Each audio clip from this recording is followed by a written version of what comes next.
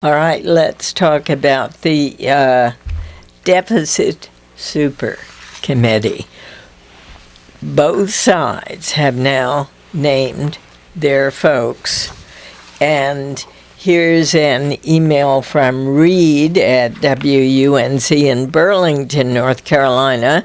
He says, assuming the newly appointed Gang of 12 take their task seriously and somehow craft a plan to reduce deficits without gutting vital safety net programs, does your panel think the Republican leadership would vote to adopt such a plan if it might serve to boost President Obama's re-election bid? Naftali. Well, I think a striking way to answer that is a striking thing about this committee is the extent to which it's a creature of the leadership. So I don't think this committee is going to do something that then the leadership's going to have to decide whether or not to support. I think if you look at the committee, it's just striking how many people that are either in the leadership of the various parties or are senior members and committee chairmen are on this committee.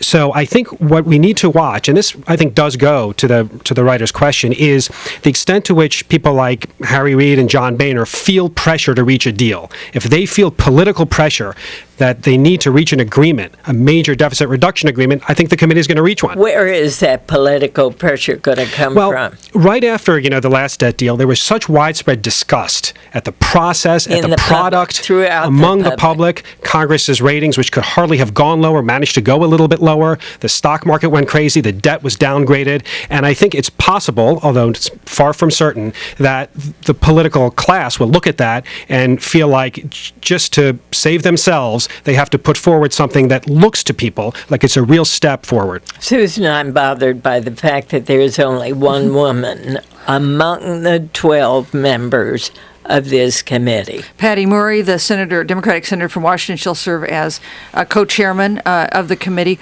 Only one woman, only one African American, one Hispanic. So pretty much a group of white men, just like the Congress is dominated by. There's no rogues on this committee. There's no party mavericks, and the safe bet is always against agreement, since agreement's so hard to reach. But it is. I think you look at this membership.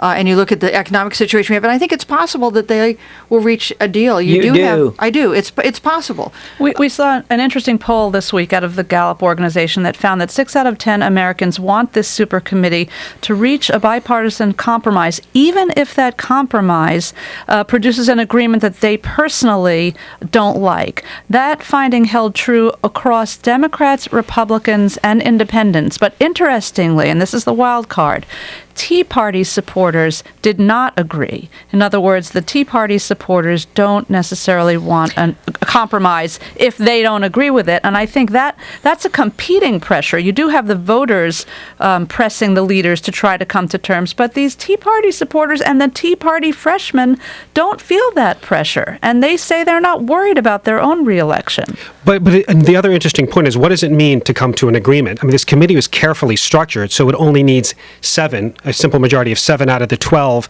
to support it. Now, realistically, I think if 7 out of the 12 support it, it won't pass Congress. So it sort of depends who defects and why, and that, too, is going to be something to watch. Naftali and David of the Wall Street Journal, you're listening to the Diane Rehm Show.